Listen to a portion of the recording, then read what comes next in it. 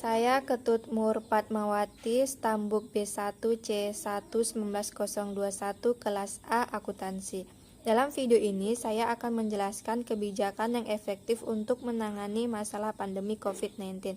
Sebelum saya menjelaskan kebijakan apa yang harus diambil, terlebih dahulu saya akan menjelaskan dampak ekonomi terhadap COVID-19.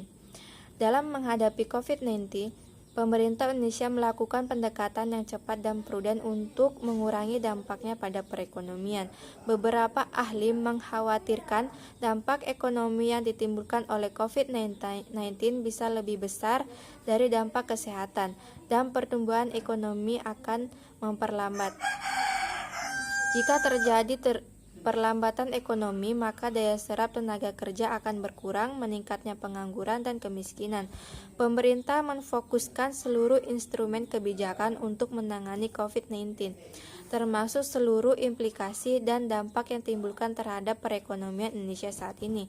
Salah satunya ialah masyarakat pekerja di sektor informal dan usaha mikro dan kecil atau UMK menjadi yang paling rentan pada masa ini mengalami pemutusan hubungan kerja atau PHK.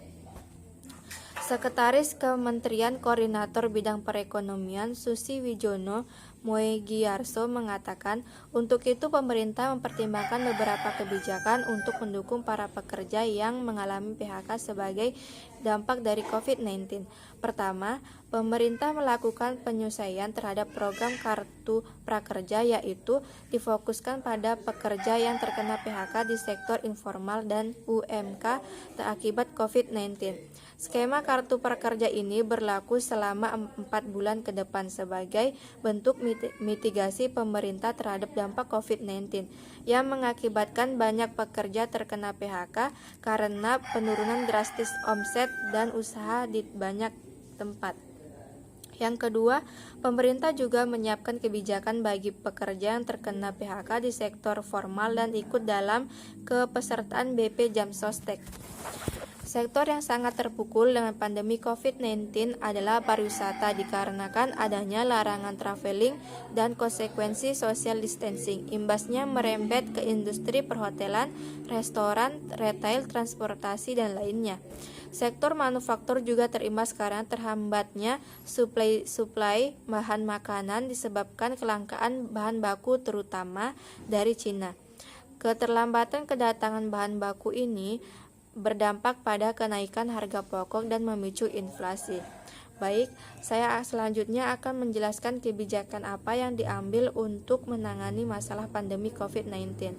Nah, di sini saya akan menjelaskan kebijakan fiskal dan moneter menghadapi COVID-19. Pemerintah Indonesia mengambil kebijakan yang komprehensif di bidang fiskal dan moneter untuk menghadapi COVID-19.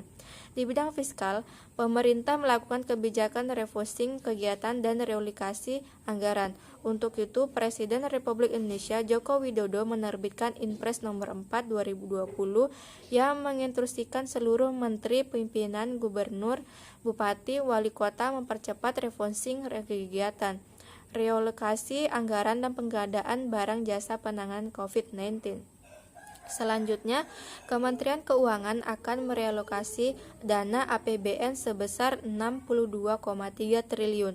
Dana tersebut diambil dari anggaran perjalanan dinas, belanja non-operasional, honor-honor untuk penanganan atau pengendalian COVID-19, perlindungan sosial, dan insentif dunia usaha. APBD juga diharapkan refocusing dan relokasi untuk 3 hal tersebut. Penguatan penanganan COVID-19 dilakukan dengan menyediakan fasilitas dan alat kesehatan, obat-obatan, insentif tim medis yang menangani pasien COVID-19, dan kebutuhan lainnya. Social safety net diberikan untuk meningkatkan daya beli masyarakat melalui program Keluarga Harapan atau PKH, Kartu Indonesia Pintar atau KIP, Kartu Sembako, dan Beras Sejahtera. Kementerian atau lembaga atau Pemda diharapkan memperbanyak program padat karya termasuk dana desa.